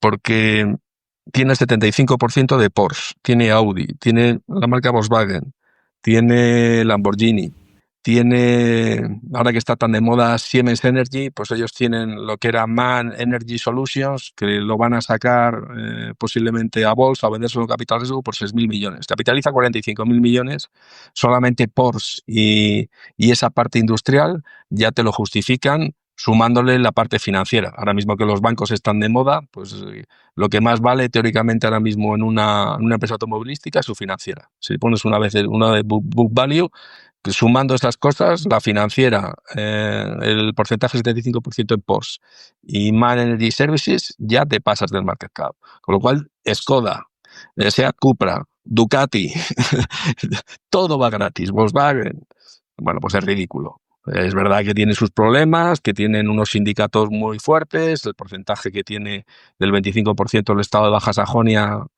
donde está la factoría de Wolfsburgo, que es un problema permanente, pero por primera vez en muchos años, en los últimos 20 años, hay un directivo con cierto sentido común, que era el antiguo consejero delegado de Porsche, que ha pasado a ser consejero delegado en exclusiva del grupo Volkswagen. Ha renunciado a Porsche y ahora viene un antiguo empleado que estaba en McLaren y viene a llevar Porsche. Bueno, pues es una historia donde la gente está ya aburrida. Entonces es ya, pues que nadie quiere, después del escándalo que hubo en su momento del Dieselgate, hay gente que estructuralmente le da igual el precio. Dice, yo a ningún precio quiero Volkswagen. Pues eso también es una oportunidad, si la sabes ver. Entonces, la más barata desde el punto de vista fundamental, ridículamente barata, es Volkswagen. Pero la gente tienes que entender por qué ha llegado a ese nivel, porque hay gente que ha perdido dinero, porque hay gente que ve que es un ministerio alemán con más de 600.000 empleados y que va todo muy, muy, muy lento. Bueno, pues este consejero delegado es el primero que ha tocado el tema de los problemas de China. Ha llegado a una joint venture con SAIC a nivel de Audi, con XPeng. Están haciendo cosas interesantes en China, aunque han perdido mucha cuota de mercado. Van a sacar coches eléctricos, que ya han sacado algunos modelos, algunos prototipos, que son muy interesantes, adaptados a los gustos chinos. Posiblemente empiecen, uno de los problemas es que fabrican los Audis en Europa y en México. Bueno, pues está hablando de hacer una factoría en Estados Unidos para evitar los aranceles. Yo creo que hemos tocado suelo desde el punto de vista operativo y de problemas en Volkswagen. Entonces Audi tiene que mejorar, ha estado muy mal gestionada durante los últimos años, ahora empiezan a hacerse cosas. Yo diría que Volkswagen es el extremo de baratez. Y en el extremo de mayor calidad, pues es la duda de si es Mercedes o si es BMW. Yo, por ejemplo, pues los dos han sacado, los nuevos modelos que han sacado ahora, el nuevo modelo que ha sacado Mercedes, las revisiones técnicas que se han hecho es que ya le gustaría a los chinos de BYD tener un modelo de esa calidad, de esa motorización eléctrica y esa calidad. Entonces, yo creo que el premium alemán va a seguir siendo el premium alemán y el New Class de BMW también son vehículos que van a ser muy, muy, muy, muy potentes. Entonces, se puede hacer una combinación. Pero en el caso de Volkswagen es que tienes ese premium con el mass market, porque tienes Lamborghini, tienes Bentley y tienes Porsche. Entonces, yo lo que no tendría, ¿qué es lo que está carísimo? Ferrari, que es como Hermès en el mundo, pues ahí que sí que tienes valores empresa EBITDA de 30 veces. En estos casos estás hablando de 5 veces. Es decir, están muy baratas las automovilísticas. Y la que está carísima, pero jamás me pondría corto, es Tesla. Pero Tesla es que la capitalización de Tesla es mayor que el resto del mundo de fabricantes. Es decir, coges Toyota, todos los coreanos, todos los europeos, ¿no? Y es inferior a lo de Tesla, es surrealista, pero no me pondría corto, porque le estás jugando a una historia que no sabes qué es, que si es tecnología, que si es inteligencia artificial, que si es el coche de dirección autoasistida. Entonces, puestos a elegir, si quieres calidad, Mercedes y BMW. Si quieres muy bajo precio, Volkswagen. Si quieres exposición a Estados Unidos, Stellantis. Y Renault, si juegas a consolidación sectorial de un player que se ha quedado muy pequeñito, con solo 2 millones de vehículos anuales, se ha quedado muy pequeño para tener escala. Entonces, Renault, tienes al Estado francés metido, pero acabará con otro grupo. Los franceses, pues ya sabemos cómo son. Tendencialmente será una alianza estratégica en Europa con Stellantis, porque todo es de interés nacional en Francia. Lo era en su momento Danone, cuando lo quiso comprar Coca-Cola hace 15, 20 años, pues imaginaos un fabricante de automóviles con muchas factorías en Francia, pues es hiperestratégico. Entonces, ya os digo, es todo muy táctico sobre una premisa que es que está muy odiado, hay muchos cortos y está tremendamente barato. Os doy una referencia. BYD vale en bolsa más que Mercedes y BMW juntos. No creo que lo merezca. No creo que su tecnología y su calidad de largo plazo sea disruptiva y mejor que la de estos dos fabricantes. Lo estamos viendo con los nuevos modelos que están sacando los alemanes. Pero el mercado, bueno, yo os diría, Warren Buffett ha vendido las acciones de BYD, que ha ganado muchísimo dinero con ese Hathaway. Ya los ha vendido. ¿Qué es lo que está diciendo? Que le parece que está caro. Yo, que trabajo en baterías, discrepo enormemente. Eso está bien. Hay que discrepar. Yo, de hecho, sí, a ver, desde un punto de vista táctico, tiene bastante sentido. Yo soy hiper mega pesimista con toda la industria de auto occidental. Y creo que el único motivo por que a 10 años va a sobrevivir es por puro proteccionismo y ayudas estatales. Si no, yo creo que petaba de la misma manera que pasó con las acereras americanas en los años 80-90. Sí, Al sí, final viene en eso tienes Vital, tienes toda la razón. Al final son sectores donde si no tienes en cuenta únicamente las fábricas, sino también toda la industria auxiliar, pues imagínate en España, en Alemania, las decenas de miles de empleos que te vas a quitar para llevarte ese dinero al que fabrica en China, fabrica en Hungría o te ha dado una factoría en Marruecos antes que en España. Entonces, por eso te digo que los chinos son hiperproteccionistas. Si quieres ir al mercado chino, tienes que hacer una joint venture.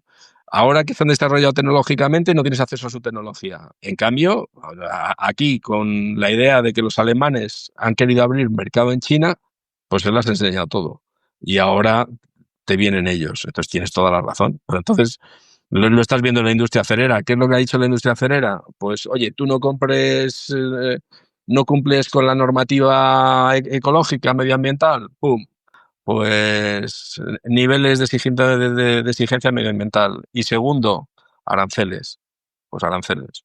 Entonces, claro, pues recuperación de capacidad, recuperación de precios y recuperación industrial. Es decir, si lo que tienes que pagar es un trabajador en China o un trabajador europeo, pues al final tus votantes están aquí, no están en China.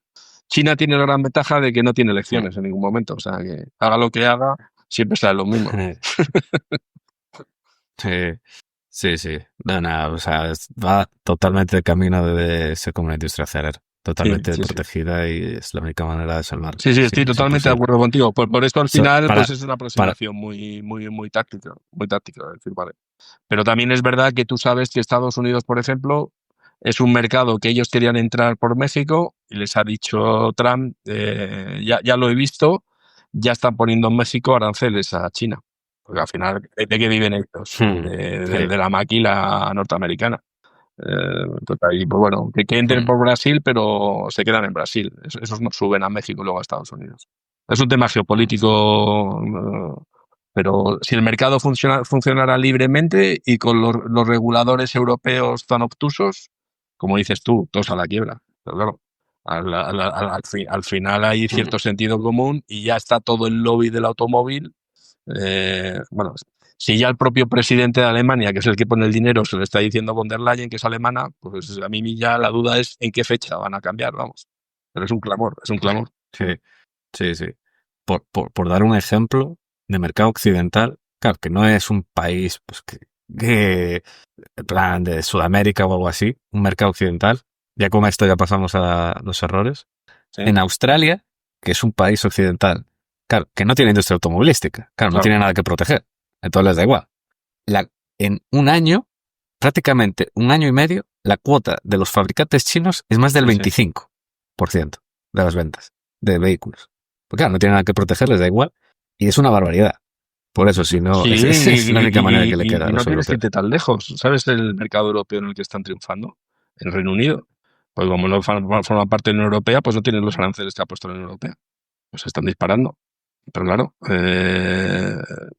al final también hay que hacer una reflexión de decir, bueno, pues esto es lo que tú quieres. Pues no te preocupes que todo lo que se produce, el Jaguar, el no sé qué, pues ya veremos dónde se produce. Pero Stellantis, que tenía una marca que era Vauxhall, pues cerrará la fábrica allí. Pues dirá, bueno, pues si tú has dado cabida a estos fabricantes de bajo coste, pues al final no vamos a producir aquí, porque no vendemos. Pues entonces yo producía porque vendía. Si no me salen los números, pues en la industria automovilística propia, pues te quedará, pues yo creo que el, el vehículo de lujo británico y poco más. Pero el BYD no sé qué modelo ha sido el modelo que más ha vendido en el último mes en todo el mercado británico. Joder, eso no lo sabía. Pero porque no tiene aranceles, porque no es la Unión Europea. Venga. Claro, sí, sí. Y ahora ya pasamos a la última parte de tesis, que es algún error que quieres comentar. Pues desgraciadamente sí que cometo errores. Yo creo que lo importante, como dice al principio, es no olvidarlos, estudiarlos y saber por qué los has cometido. Entonces, hace 5 años, por ejemplo, invertí en Bayer y en Bayer el error, ¿en dónde venía? Pues que el equipo directivo era malísimo. O sea, esta gente hizo la compra del área de Consumer Health a Merck, Estados Unidos, sin hacer una due diligence y tampoco hizo una due diligence bien hecha cuando compró Monsanto. Y ahí vino todo el problemón de las demandas judiciales por el glifosato, que si causa cáncer o no cáncer, y han pasado los años y todavía no lo han resuelto. Y lo que luego comprendí, que fue parte del error, es que en esos ciclos largos de I+D en farmacia, pues los resultados de los medicamentos vienen de que 10 años antes has invertido. Pues esta gente está invirtiendo muy poquito, muy poquito. Entonces tenía 2 grandes medicamentos, a día de hoy ya están los 2 sometidos a patentes, está cayendo la facturación en el área farmacéutica y es porque, insisto, hace 10 años no hicieron una buena planificación. Ha tenido que venir ahora un nuevo consejero delegado de la empresa farmacéutica suiza Roche, que es el que está poniendo orden, pero no descartan la posibilidad de tener que ampliar capital por si aumentan los casos judiciales en contra con lo del glifosato. Entonces ahí me equivoqué. Hice lo que no me gusta, que es estar comprando, vendiendo y al final perdí muy poco. Pero eso te roba mucha atención y dices en el fondo, ¿me compensa? No. Pues mejor inviertes directamente en una buena farmacéutica y las buenas empresas se cuidan solas. No hay que estar cuidándolas, diciendo, a ver, hay que evitar los problemas. La mejor manera en el mundo de la inversión de gestionar los problemas es evitarlos.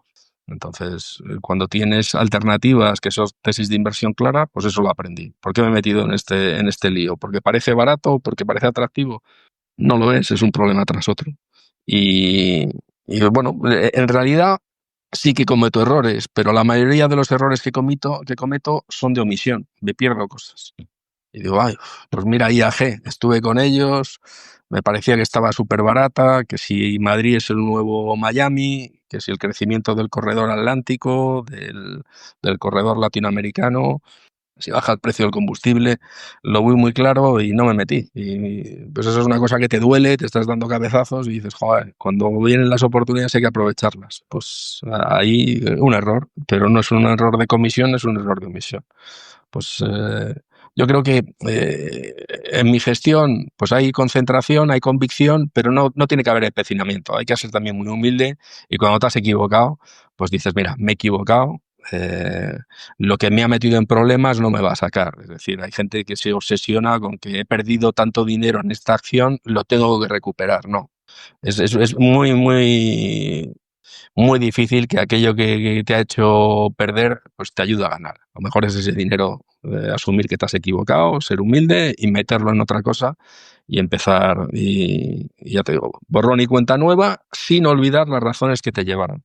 Y los sesgos psicológicos de que cuando estás invertido en una empresa tienes que mirar a la gente y a los analistas que discrepan de tu opinión y ese sesgo de no, solo miro lo que me interesa, no, mira también que es más interesante aquello que discrepa y que pone en duda tu tesis de inversión, porque de esa manera a lo mejor ves un ángulo con el que no estabas contando. Entonces, ya os digo, yo creo que los errores siempre van a existir, lo importante es que sean lo menores posibles, pero lo que es imperativo es aprender. Es aprender y no decir, va, ha ocurrido. No, analiza las causas. ¿Por qué ante esa señal que se ponía ámbar no profundizaste? Ser crítico. O sea, tampoco hay que flagelarse, pero sí que hay que aprender de ellos. Entonces, suelen ser de omisión, hay alguno de comisión, pero bueno, hace años me equivoqué con KPN, no lo leí, si hubiese tenido paciencia no me hubiese equivocado. Pero en Bayer hice bien, vendí y ese dinero lo puse a funcionar y he ganado más que de sobra lo que perdí en Bayer. Y estoy mucho más tranquilo con las cosas del sector farmacéutico con las que estoy, que si siguiera en Bayer, que estaría pendiente si el juez de tal sitio ha condenado a la empresa porque una persona tiene un linfoma, un cáncer, de haber estado 25 años dándole al cultivo con el glifosato. Entonces hay que evitar los problemas. Muy bien. Pues después de este repaso de diferentes sectores y tesis de inversión, ahora vamos con la parte más complicada, que son las preguntas cortas. Y la primera, un deportista o equipo histórico de cualquier deporte. Mira, a mí siempre me ha gustado el baloncesto. El fútbol es el deporte nacional, pero yo ni entiendo y cuando jugaba de pequeño parecía que me habían puesto las botas cambiadas de pie. Entonces siempre he sido de baloncesto. Me encanta ver la NBA. A Stephen Curry me parece sensacional. O sea, es un nivel de juego espectacular. Y cuando era joven, pues los jugadores que me encantaban eran Michael Jordan y Vince Carter. Eran grandes atletas y Michael Jordan, pues el recuerdo que tengo es que las 6 finales que jugó, las 6 las ganó. Eso es único. Era extraordinario. Un artista.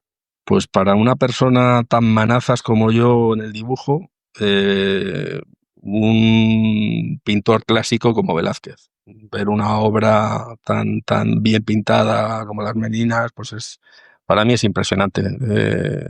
Yo no considero que, entre comillas, el arte sea democrático. El arte tiene que ser algo diferencial. Entonces, respetando el arte abstracto, yo podría pintar un cuadro abstracto, pero no podría pintar un cuadro como los que pintaban los clásicos, tipo Velázquez. Un empresario. Pues Warren Buffett, porque la gente habla de él como inversor, pero para mí sobre todo es un grandísimo empresario. Y lo más importante de este emporio empresarial que ha creado es lo que va a hacer con él, que es, ya el hombre es muy mayor, tiene 95 años, cuando no esté con nosotros, todo el patrimonio va a ir a una fundación con fines benéficos, lo cual me parece maravilloso. Entonces, Berkshire Hathaway es el triunfo para mí de la sabiduría y del sentido común. Hay maravillosos empresarios, pero este hombre tiene un mérito extraordinario y sobre todo lo que os digo, me parece maravilloso en qué va a acabar su participación. ¿Filósofo o pensador? Pues aquí os he puesto a Aristóteles. Porque de sus muchas ideas hay una que sí que acabo aplicando en el mundo financiero, que es la idea del isón aristotélico, la justa medida, que es que en el punto medio está el equilibrio que lo rige todo. Eso traducido al mundo financiero es lo que se llama la reversión a la media, que es algo que dices, oye, la reversión a la media bursátil la inventó Aristóteles. Y dice, bueno, pues el concepto no andaba muy lejos. Y yo tuve un padre que era una gran persona y me decía como expresión, Juan Carlos, mucho de nada, todo en su justa medida. Bueno, pues ese es Aristóteles puro. Un sitio para comer y qué pedir en ese sitio. Pues yo os aconsejaría, si venís a Madrid, el restaurante de un gran amigo mío, que es Alberto Zoilo Álvarez Sánchez, que se llama Rustic, y que además cuando voy allí voy con grandes amigos. Y en ese sitio lo que es obligatorio es probar los torreznos, que son espectaculares, y algo tan sencillo y tan español como la ensalada de tomate y la tortilla española. O sea, sofisticación cero, calidad máxima. Muy bien, me gusta. Sí, probadlo. Suena de rico. Suena rico. Una canción. Pues cuando era joven era muy rockero, muy de Led Zeppelin, y os vais a reír porque he puesto Me olvidé de vivir, cantado por Julio Iglesias, y también me gusta la versión de Rafael a dúo con Manuel Carrasco. Evidentemente me estoy haciendo mayor. Tenía que haber dicho, pues no sé, algo de Metallica, alguna cosa más intensa, pero me he ido a lo que le gusta a los carrozas, pero es que soy un carroza. Una película. Pues la vi hace poco, y la he visto ya varias veces, pero ya mucho tiempo sin verla, que es El Golpe, una película protagonizada por Newman y Robert Redford, que son dos de mis actores favoritos. Además, oye, este es un año en ese sentido triste porque ha fallecido Robert Redford. Es una película de picaresca que podría ser perfectamente el reflejo de lo que son los mercados financieros. Me imagino que la habréis visto. Si no, la tenéis que ver. Es una película muy entretenida. Y ya la última, un videojuego. Pues aquí hay que ser muy sincero. Yo me quedé en los juegos de marcianitos del Atari del año 83. No soy una referencia. Veo a mis sobrinos, a mi hijo, bueno, es todo muy sofisticado. Y le decía el otro día que estábamos viendo un partido de fútbol, joder, estoy viendo esta toma en Movistar y es igual que en los videojuegos, es decir, hay un nivel de perfección total. Pero yo soy de los que en el año 77-78 empezó a jugar al tenis con dos barritas que lo que hacías era la velocidad de la pelota, que era una especie de ladrillo, y la longitud que tenían los palitos. Y es que me quedé allí. Entonces no, aquí no sirvo, soy poco útil en el mundo del videojuego. Pues con eso ya vamos a las preguntas finales. Y la primera es, ¿qué has aprendido este último año? Pues yo os diría que ya cuando uno sabe que ha vivido más que lo que le queda por vivir, la reflexión es que no hay nada más bonito que ayudar a los demás.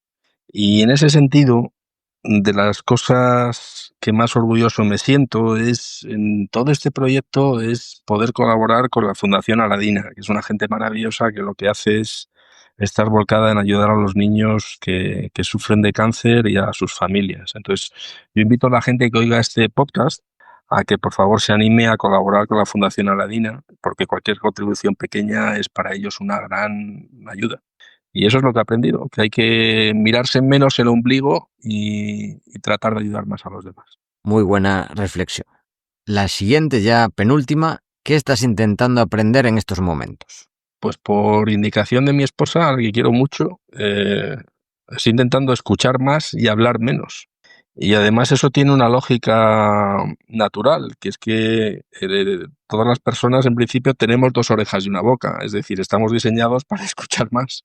Por lo tanto, como dice mi mujer, hay que dejar que la naturaleza se imponga y mande, sea más reflexivo, más callado y cuente menos. Y consejos y libros para inversores.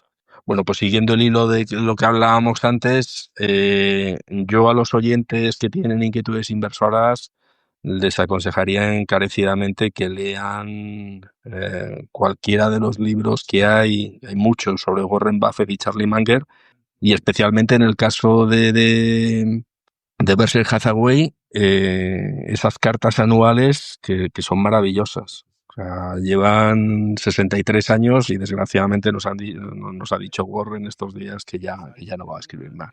Entonces hay varios libros que son un compendio, si no podéis ir directamente a la web de Berkshire Hathaway, ahora se traduce todo, es maravilloso, son unas perlas de sabiduría que yo creo que que para el inversor son totalmente necesarias. Y luego aconsejaría a la gente que leyera información empresarial. Se ha democratizado mucho el acceso de la información. La mejor inversión que puede hacer una persona en general es invertir en saber un poquito más cada día. Yo decía antes que me ganaba la vida leyendo. Yo creo, en un cálculo que hacía, llevo más de 50.000 horas dedicadas a la lectura de información empresarial y financiera. Y lo más importante es que me encanta, me apasiona. Entonces, hay una expresión que yo creo que es muy válida, que es que tienes que disfrutar de la vida como si te fueras a morir mañana, tampoco hay que exagerar, pero sobre todo hay que aprender y estudiar como si fueras a vivir para siempre. Hay que tener esa inquietud intelectual, hay que mantenerse vivo, hay que tener juicio propio y enriquecerte a todos los niveles, a nivel cultural, a nivel de conocimiento. El mundo ha evolucionado muy positivamente para tener acceso a cualquier fuente de información. Hay muchísimos cursos, muchísimas cosas muy interesantes. Entonces, yo le diría a la gente que, aparte de leerse libros de inversión, que coja el hábito, igual que hay que saber alimentarse, hay que saber invertir. Y es una asignatura que debería ser obligatoria en cualquier escuela. Porque todo el mundo, independientemente de que se dedique o no a la inversión, pues va a tener unos ahorros y los tiene que poner a trabajar. Y luego, lo que le diría a la gente es que eh, tenga claro los principios básicos de la inversión. Y yo, cuando hablo de la CIFIR de una manera muy gráfica, parafraseando a Warren Buffett, digo que hay que tener 2 reglas básicas de la inversión bursátil. Si al final lo resumimos todo a las cosas más básicas, que es la primera regla: no pierdas dinero, y la segunda regla es: no olvides la primera regla. Puedes leer mucho, puedes saber mucho, pero si tienes un procedimiento que lo que hace es que pierdes dinero, eso, ponte en manos de un buen profesional, ponte en manos de un buen inversor y asume humildemente que no tienes la capacidad. Esto se basa en principios sencillos que son difíciles de aplicar. Y es muy intensivo en conocimiento y parece sencillo, pero no lo es. Muy bien, pues Juan Carlos, muchísimas gracias, muy buena reflexión para terminar y por último te cedemos el micrófono para lo que quieras. Simplemente daros las gracias por vuestra amabilidad, por vuestros interesantes comentarios y que me tenéis a vuestra disposición para, si llega el momento queréis que hagamos otra charla. Yo solo puedo deciros que muchísimas gracias por este rato agradable que hemos pasado, por las interesantes preguntas que me habéis hecho y los comentarios tan útiles que hemos compartido. Un fuerte abrazo y, lo dicho, muchísimas gracias. Pues te tomamos la palabra, contamos contigo para seguir en el futuro con estos repasos a las grandes empresas europeas. Y Adrián, no sé si quieres comentar algo más. No cintuaz. Pues esto ha sido todo hasta la semana que viene. Esperamos que os haya gustado y lo de siempre. Os agradecemos vuestros likes, me gustas y todo eso, ya que nos ayudaréis a que este podcast siga existiendo y siga creciendo. Desde aquí, Paco y yo nos despedimos. Que el valor te acompañe.